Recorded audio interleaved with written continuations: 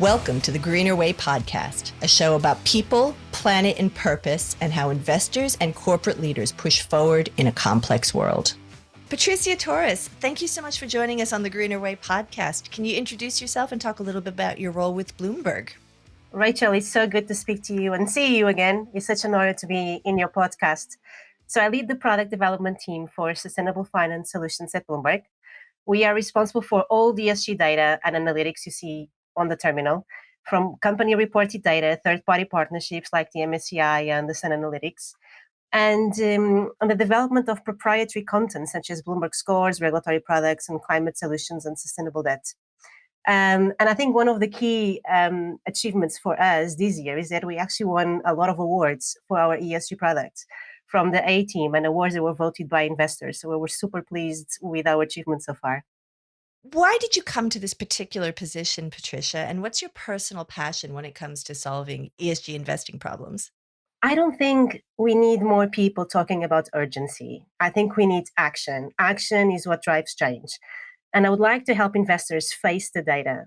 We know that strong quality data can drive better decision making and can ensure that there is clarity and stronger consensus on where we are and how much still needs to be done.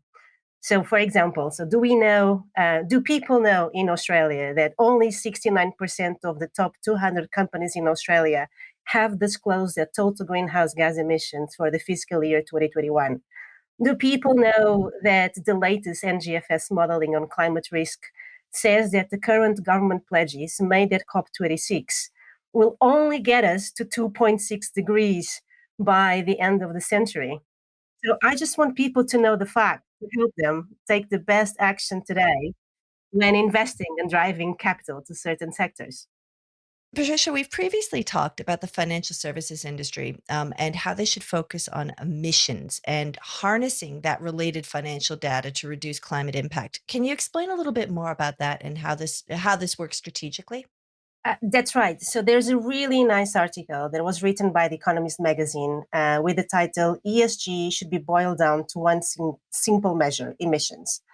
So the article claims that although ESG is often well-meaning, it's deeply flawed. Investors should unbundle the E, the S, and the G, as each one measures different things. The E should not stand for environment, but for carbon emissions alone. Investors and fund managers should be able to track better the carbon footprint of their portfolios and whether they shrink over time. And lastly, that government action is needed, like combined with clear and consistent disclosure to save the planet. So, but when you look at the data, what you see, so you actually look at the data, like you see the data is not being disclosed. As I shared before, only 69% of the top 200 companies in Australia have disclosed their total greenhouse gas emissions. We have data that's not been verified. So only 34% of those companies in Australia actually pay for an independent verifier. We also see data with wrong units, not even with units sometimes.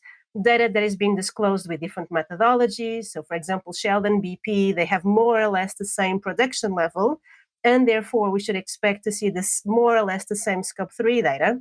But actually, Shell's Scope 3 is almost 4 times bigger than BP's. And the last thing is that we also see data that gets restated every year. So, for example, like Aramco, when they restated their 2019 total greenhouse gas emissions in 2020, that number went up. So the thing is, after an article, so I think the problem is that if the data is not there, and if we all agree that for us to measure global warming and climate risk, we need to have strong carbon emissions data, then we actually have a problem, because it's not just that when you think about the institutions, they're asking us to assess climate risk, they are looking for the carbon footprint. They are looking for the alignment with net zero, and carbon emissions are critical for that calculation. And there was something that I also shared with you at the time, which was, I just love a quote from this hedge fund manager called Chris Hahn. And basically what he said was, we have to stop pretending and just be honest. Are emissions rising or are they falling? And the point is, they are rising, and that's the acid test. And I so much agree with him. So there's a huge push for the world to have a global standards for ESG, ISSB. We may be talking about that later. But it's really important that carbon data becomes mandatory. And we, all of us around the world, measure carbon in the same way. Because that's, as people say, if you can't measure it, you can't manage it.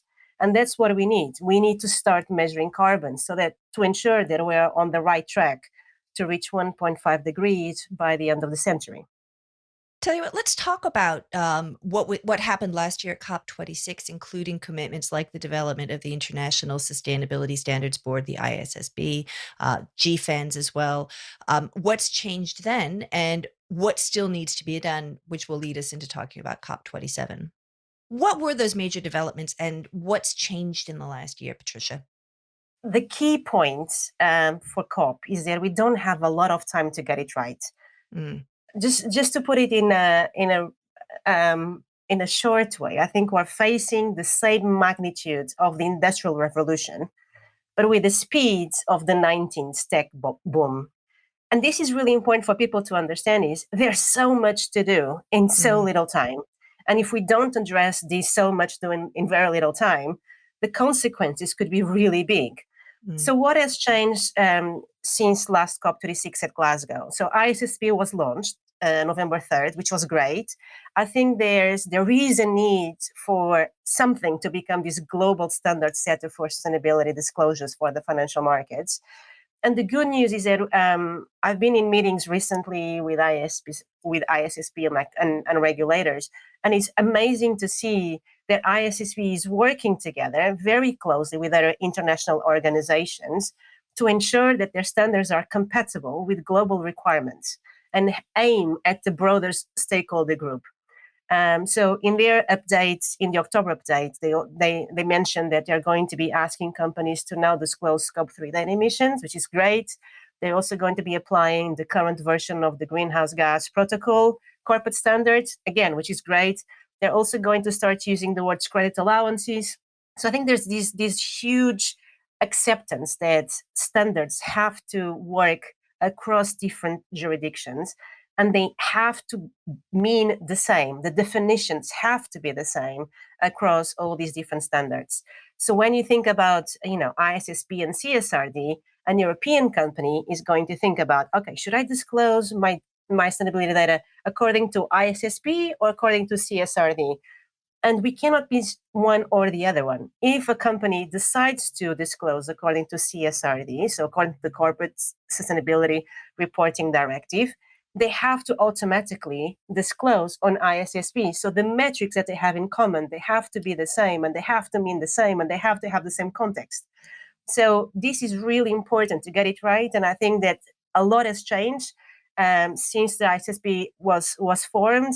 And I know that I'm really hopeful to see a much better clarity and guidance in the early 2023. When we go to GFANs, so we now have more than 550 institutions, $150 trillion of assets now backing the alliance, so 20 trillion more than last year. They developed a set of voluntary recommendations and frameworks to reach net zero. Yesterday, they have released its recommended pan-sector framework for financial institutions, net zero transition planning, and guidance on measuring portfolio alignment. And they've made very clear recommendations that we are not there today, and the G20 governments have to close the gap between their climate commitments and policies, because, as I said before, we're still far away from 1.5 degrees. And one more thing, actually, that happened since then, since COP26, was the launch of the One Planet Data Hub. So between Presidents Emmanuel Macron and Mike Bloomberg. So it's anticipated that this pilot for this utility will support financial data providers, will support unprecedented transparency on the net zero transition data, with the support from financial data providers, governments, international organizations. But of course, also in the last year, we now have a conflict between Russia and Ukraine that has triggered an energy crisis, inflation, social unrest. We have also seen greater costs from physical risk hazards, wildfires, floods, heat waves, just to name a few. We saw, for example, the French nuclear plant that could not operate because they could not reduce the heat or use water to actually reduce the heat of their nuclear reactors. We saw China, we saw Pakistan flooded, 1/3 of the country flooded. So I think people are getting much more conscious about climate risk is real. We really need to tackle it. We don't have that much time left, and it cannot be considered I'm doing A or B. It has to be I have a very strong macroeconomic environment that we need to know how to deal with it, and we still need to tackle climate change. And some Great. people actually see that, this current energy crisis is a great momentum to propel investments in renewable energy. So I'm hopeful for the future. I think 1 year has passed, a lot has happened, and I think the education on ESG, the education on climate risk has increased. I think people are much more attuned with where we are today and how much more needs to be done. We saw a lot of pressure on the financial institutions last year, like at COP26, to align their money and capital with net zero. I think this year I'm hoping to see these investors now turning into the governments and saying, "Hey, what are you doing? Why aren't you aligning yourself to 1.5 degrees? Like, we need policies. We need to understand what you're thinking so that we can invest in those industries that are critical for the transition to net zero." Let's see. A lot on the agenda. Look, I think everything you just talked about before, the geopolitical crisis with the Russian invasion, the impacts of drought, flooding in Pakistan, unexpected monsoons in the Philippines.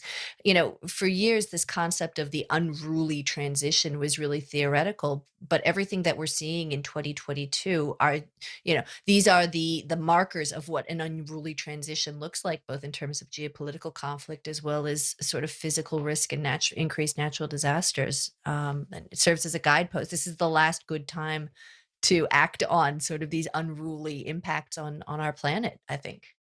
I totally agree. Like, we really need to tackle these Yeah. because like maybe like I'm just going to say like an analogy, like a super quick one. It's almost like when you are trying to lose weight, right? Losing Hmm. 2 kilos, it's not hard, but losing 10 kilos is much harder. And I think we are in the same place, is that climate risk, we are in those 2 kilos that we can probably lose, and we can actually start making a difference if we start acting today. The Hmm. question is, if we don't do today, then we have 10 kilos and I have 20 kilos to lose. And that's so much harder. 100%. Look, and what's interesting to me as well is all of these concepts you're talking about, this interoperability of the ISSB with European standards. It's how global this conversation is. I'm reflecting on the fact that, interoperability of the ISSB and an Australian-led taxonomy, for example, are hugely important considerations for stakeholders through the economy in Australia. And it's an unusual opportunity where you have an amazing array of stakeholders that want to march towards this future, and just how common these conversations are now. I completely agree. I was in Asia back in August. I went to Australia. I went to Mm, Singapore. Then I came back 2 weeks ago. I was in Japan, and honestly, it's just I'm extremely surprised in a positive way of how much cooperation mm, I get, and I sense when I'm speaking to all these decision makers, they really want mm, to make it right. They really recognize the urgency of saying, we have to, this is not a local issue, this is a global issue where we need to come together globally to ensure that there is acceptance between disclosures of country A with country B. So I'm quite optimistic. I think that in Australia, I met fantastic people, and everyone is very conscious about the work and the effort that is needed, and how mm, much is required in terms of interoperability between disclosures in Europe, between disclosures in the US, mm, between disclosures in emerging markets. Of course, we need to take into account where each country is, but the fact that we are trying to have consistency on the KPIs and what they mean is just mm, phenomenal. So mm. I'm quite optimistic because I truly feel that there is this urgency and this consciousness of we have to get it right. There's not much time left. 100%. So what's interesting as well is obviously COP27. This was supposed to be an in-between COP, in inverted commas, but this has turned into a COP where there's a lot on the table and a lot necessary from an implementation perspective from governments. So from your perspective, Patricia, what would be successful outcomes at COP27, and what are the financial industry's expectations of what success would entail? Such an important question. This COP is about emerging markets. It's not about just Africa. It's not just about Egypt. It's about emerging markets. Mm, So last COP in Glasgow, it was critical for people. So it marked that 5-year mark, which is a very important mark where we're asking governments to come in, make more ambitious pledges. But this year's COP is yes, we will continue to ask countries, as I said to you, because we are still not aligned with 2.6 to come up with more ambitious pledges. But the most important thing now is this concept of loss and damage. mm, Um, Unfortunately, emerging markets are facing the costs of climate risk. mm, And unfortunately for them, they don't actually have the money to reconstruct their countries. mhm, So there is this. So, like for me, like success is that if developed countries truly accept their contribution to climate risk, and they actually talk about how can we help emerging markets with adaptation costs, and how can we help them to reconstruct their countries with the damage that happened like this year in 2022. So when we think about Pakistan, for example, they only represented 0.64% of the global CO2 emissions in 2020. However, this year in 2022, during the floods, 1/3 of the country was flooded. 1.7 million homes were damaged. And they had an estimated overall damage higher than $30 billion. mhm, And then the consequences are, when you look at their 2024 Euro bonds, it's yielding more than 80%. When back in May, it was around 15% yield. And the other thing that happened to Pakistan is that the credit rating was downgraded to junk in October. Um, so, uh, so I feel that there was something that I read from Sherry Rehman, which is the Pakistan senator and the climate change minister. And what she said was, you know what? Like for me, the decade that is most important is not the 2040s and the 2050s. The decade that is most important is this decade, is the decade of the 2020s. Can I survive? How mhm. can I cope with higher public deficits? How can I cope with higher inflation rates? How can I cope with reconstructing my country if the yields of my bonds are on 80%? Who is going to help me to reconstruct? So I think for us to be successful at COP27, I think what success looks like for me is that acceptance from the developed countries to truly help emerging markets, to help them with their funding, to really adapt and to really help them to reconstruct their countries, because it's not easy for them.